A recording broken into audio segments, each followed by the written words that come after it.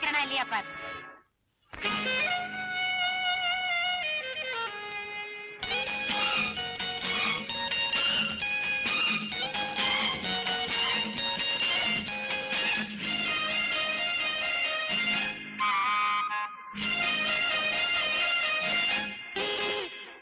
தென்பாண்டிச்சீமை ஓரம்மா மாமன் வீட்டு தோட்டம் தை மாசம் மாலை நேரம்மா பூவாசம் ஆழ தூக்கும் நித்தம் நித்தம் இந்த வண்டு சத்தம் முத்தம் முத்தம் என்று பூவச்சுத்தம் நீ வட்டம் போடும் பட்டு பூச்சி மாமா என் மாமா தென்பாண்டிச்சீமை ஓரம்மா மாமன் வீட்டு தோட்டம் தை மாசம் மாலை நேரமா பூவாசம் வாழ தூக்கம் நித்தம் நித்தம் இந்த வண்டு சத்தம் முத்தம் முத்தம் என்று பூவச் சுத்தம் நான் வட்டம் போடும் பட்டு பூச்சிதாமா நீ வாமா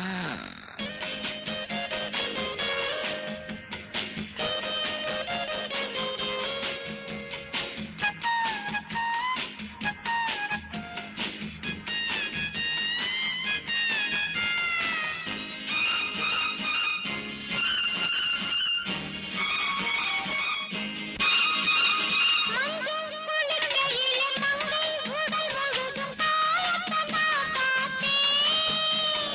எங்க காரணம் கையெடு. மஞ்சள் குளிக்கையிலே மங்கை உடல் முழுதும் காயத்தை நான் பார்த்தேன். உடம்புலதான் நான் பூந்துக்கிட்டேன் உசுருலதான் நான் சேர்ந்துக்கிட்டேன் பேசி மயக்குற ஆசாமி சொன்ன பார்த்தே நடுங்குறேன் போசாமி என் நரம்புகள் துடிக்குது வா மாமி தென்பாண்டிச்சீமை ஓரமா மாமி வீட்டு தோட்டம் தை மாசம் மாலை நேரமா பூவாசம் வாழ தூக்கம் நித்தம் நித்தம் இந்த வண்டு சத்தம் முத்தம் முத்தம் என்று பூச்சுத்தம் நான் வட்டம் போடும் பட்டு பூச்சிதாமா நீ வாமா வரமாட்டேன் பா.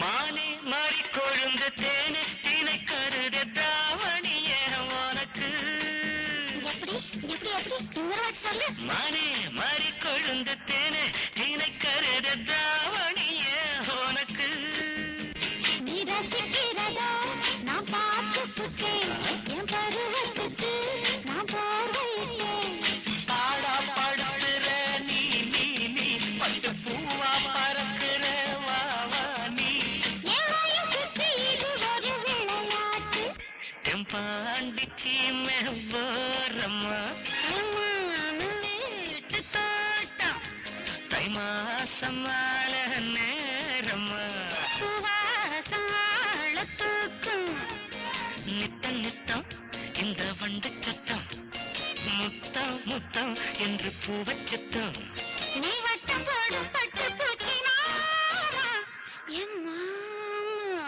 ஆமா இப்பதான் நீங்க வரது கொஞ்சம் முன்னால்தான் புறப்பட்டு போனாங்க. பரவாயில்லைங்க, நாளைக்கு நாங்க வரோம். குங்குமப்பூவை உலகாட்சி பொம்பளைங்க தினமும் பால்ல கலந்து குடிச்சா பிறக்கிற குழந்தை நல்ல சிகப்பா அழகா இருக்கும்னு சொல்லுவாங்க. இது ரொம்ப வசதியானது. மெட்ராஸ்ல இருந்து வாங்கிட்டு வந்தேன். இதை தினமும் பால்ல கலந்து ருக்மணியை குடிக்க சொல்லுவேன். இந்தாங்க பாருங்க வாங்க.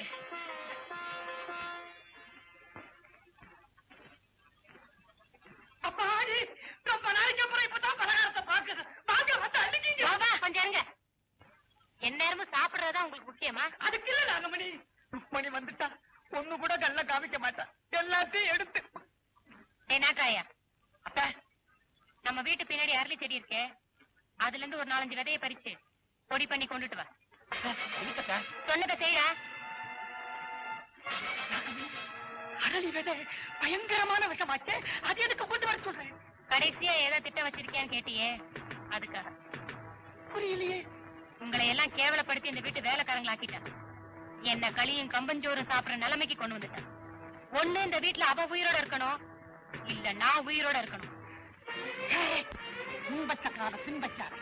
அம்மா சொல்றதா கரெக்ட். அவ செத்தாதான் நமக்கெல்லாம் நிம்மதி. இந்த சார், அவங்க அப்பா அவளுக்காக ஆசையா கொண்டு வந்து கொடுத்த குங்குமப்பூ, இத வச்சு அவ கதையை முடிச்சிடுறேன்.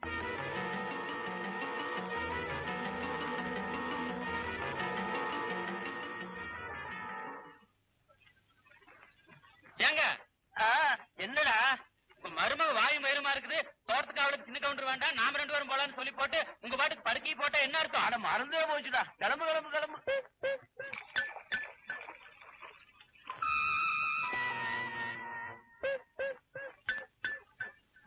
இத பாக்கண்ணு, ருக்கு தாய் இல்லாத பொண்ணு, நாம தான் அவளை பக்குவமா பாத்துக்கணும். சாயந்தரம் அவங்க ஐயா வந்தப்போ இந்த குங்குமப்பூவை கொடுத்துட்டு போனாரு. ருக்கு, ருக்கு. இதோ வந்துட்டேன். ஏம்பல ரொம்ப நேரமா கதவு தாள் போட்டு லொட்டு லொட்டு தட்டிட்டு இருக்கே, அப்படி என்ன வேலை பாத்து?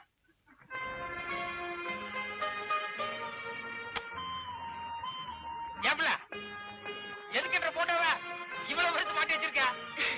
அதுல ஒரு பெரிய விஷயமே இருக்கு, வாங்க சொல்றேன். இத பாருங்க, கர்ப்பமா இருக்கிற பொம்பளைங்க அதிகமா யார் மூஞ்சிய பாத்துட்டு இருக்காங்களோ அவங்க தாயாலேயே குழந்தை பிறக்கும்னு சொல்லுவாங்க. ஆமா. நீங்க என்னடானா ஒன்னா தோட்டம் காடுன்னு வெளியே போயிடுறீங்க. அடிக்கடி அந்த மண்ணாங்கட்டிதான் என் மூஞ்சில மூச்சிட்டு இருக்கிறப்பல அது என்னமோ எனக்கு பயமா இருக்குங்க. அதனாலதான் கட்டலுக்கு நேரம் உங்க போட்டோ மாட்டி வச்சிருக்கேன். இனி தூங்கும் போதும் எந்திரிக்கும் போதும் எந்த நேரமும் உங்க மூஞ்சியே பாத்துட்டு இருப்பேன். நீங்க வேணா பாருங்களேன், உங்களை மாதிரி அழகா ஒரு குட்டி சின்ன ராஜா பிறக்க போறான்.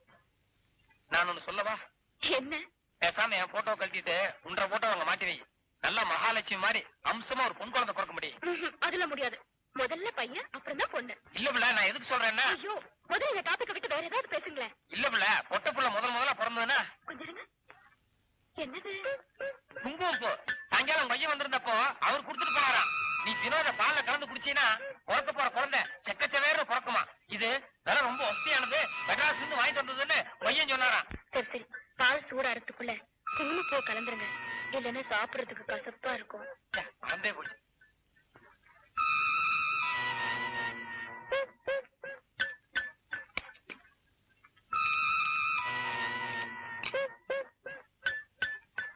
இந்தா. நீங்களே கொடுங்க. சரி இரு இரு. ஏன் பிள்ளை, 3 சிட்டிக்கு தான் போட்டேன், அதுல அவ்வளவு செலவு போடும்? போதுங்க, ஒரு டப்பா ஒரு வாரம் இல்லன்னா ஒரு மாசத்துக்கு. இப்ப நீங்க போட்டதே அதிகம்.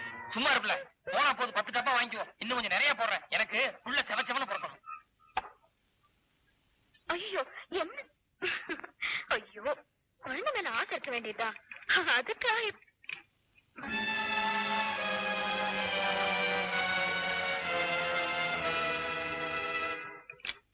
புடி புடி ருக்கு.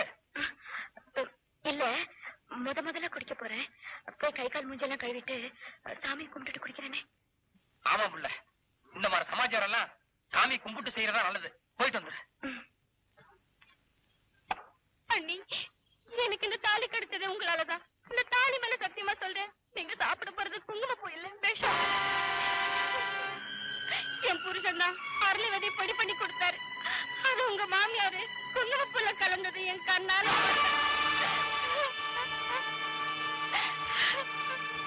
ருக்கு, ஏன் பிள்ளை எவ்வளவு நேரம் மூஞ்சி கழுவிட்டு இருக்க? வந்துட்டியா?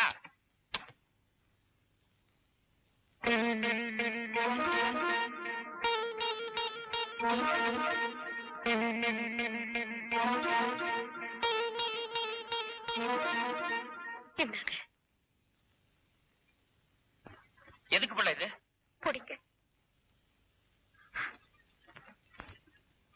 யாரோ வச்ச விஷத்தால நான் சாவறதை விட புருஷன் கையால செத்த புண்ணியமாவது கிடைக்கும்.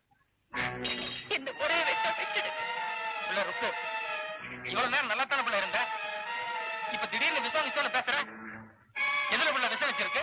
இப்ப நீங்க பால கலந்துருக்கீங்களே அந்த குங்குமப்பூல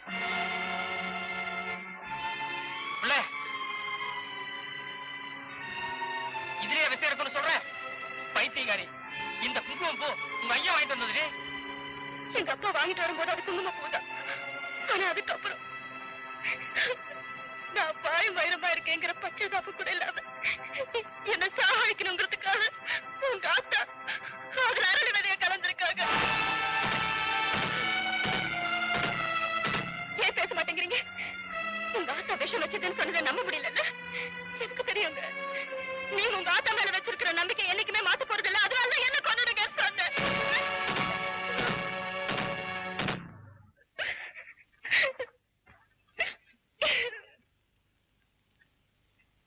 எதை வச்சது எங்க ஆத்தா விஷம் வச்சதுன்னு சொல்ற?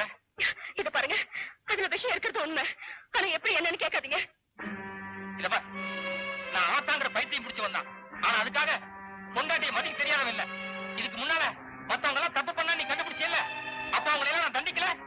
ஆனா இன்னைக்கு என்ற ஆத்தாலே கொலகாரிங்கிற பட்டம் கட்டிக்கிறிய, இதுக்கு எனக்கு சரியான காரணகாரியம் தெரியல. இல்ல அப்புறம் நான் மனுஷனாவே இருக்க மாட்டேன். ஓஹோ, இப்ப இது விஷயங்கிறது நான் நிரூபிக்கணும், அவ்வளவுதானே? நிரூபிக்கிறேன். இது பாருங்க, இப்பவே உங்க அம்மாவை கூப்பிடுங்க. இதை குடிக்க சொல்லுங்க. அவங்க இதை தைரியமா புடிச்சிட்டாங்க. நீங்க போட்டு அழுவா இங்கதான் இருக்கு. அதை எடுத்து என்ன ஒரே வெட்ட வச்சிடுங்க. அவங்க குடிக்க தயங்குறாங்க. அப்போது இது விஷயம் தான் புரிஞ்சுக்குங்க. ஏன் உண்மையா இருக்கீங்க? உங்க ஆத்தா செத்துருவாங்களோன்னு பயமா இருக்கா? பேசுங்க. நீங்க உங்க ஆத்தா மேல அசைக்க முடியாத நம்பிக்கை வச்சிருக்கீங்களே, அவ்வளவு தைரியம் இருக்கிறவங்க கூப்பிட வேண்டியதானே? கூப்பிடுறேன் நீ கூப்பிடுறேன். இப்பவே ஆத்தாவை கூப்பிட்டு அந்த பாலை குடிக்க சொல்றேன். ஆனா ஒண்ணுடி, அந்த பால்ல விஷம் இருந்து அதனால என் ஆத்தா சாக போறதில்ல.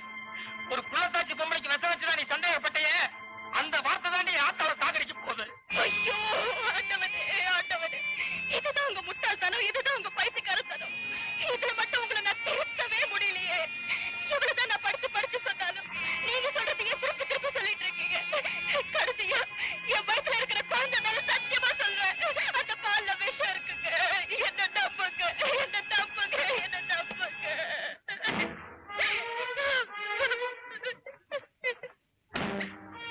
இத பாரு புள்ள, எப்ப வயித்துல வளர்ற பச்சை குழந்தை மேல சத்தியம் பண்ணி இது விஷம்னு சொன்னையோ, உன் நம்பிக்கை என்னங்கறத என்னால புரிஞ்சுக்க முடியுது. ஆனா அதுக்காக என் நம்பிக்கை நான் மாத்திக்க போறதில்ல. இது விஷமா இல்லையாங்கிறதா நம்ம பிரச்சனை. அது என் ஆத்தா குடிச்சா நீ தெரிஞ்சுக்கணுங்கிறது இல்லடி, நான் குடிச்சாலும் தெரியும்.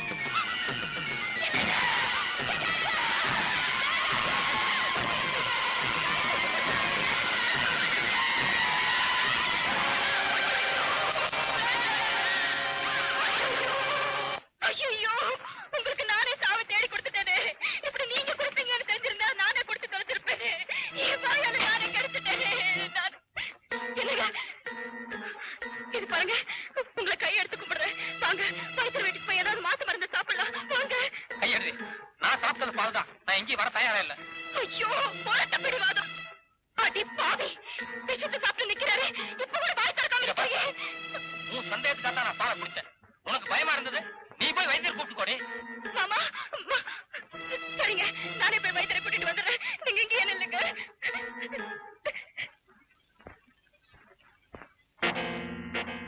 நீ ஏன் ஆத்தா மூஞ்சி மூணு வச்சிட்டு இருக்க? இப்படி ஒரு சந்தேகப்படுற மூதேவி கட்டினதுக்கு நான் தான் தலையில முக்கால போட்டுக்கணும். நீ ஒண்ணு குழப்பிக்க வேண்டாம், விடு. அதான் போயிருக்காளே, வைத்தியர் கூட்டு வரேன். வரட்டும், அப்போ அவளுக்கு புத்தி வருமல்ல. அன்னைக்கும் அப்படித்தான். என்னமோ பூரணத்தில் இல்லாத சொத்து என்ற இருக்கிற மாதிரியும் அதை புடுங்கிறதுக்காக பிசாசு மாதிரி நீ அலையிறான்னு வாய்க்கு சாப்பிட்டு பேசலாம். உன்ற சொத்து எனக்கு வேணும்டா, இதுல ஒரு கை நாட்டு போடுன்னா கட்ட வரலையே வெட்டி கொடுக்க மாட்டேன். என்னங்க, உங்க ஆத்தா என்ன கொடுமைப்படுத்துதுன்னு சொல்லட்டும், நான் நம்புறேன். இல்ல உங்க ஆத்தா வேணும்னு என்ன வேலை வாங்குதுன்னு சொல்லட்டும், அதையும் நம்புறேன். இல்ல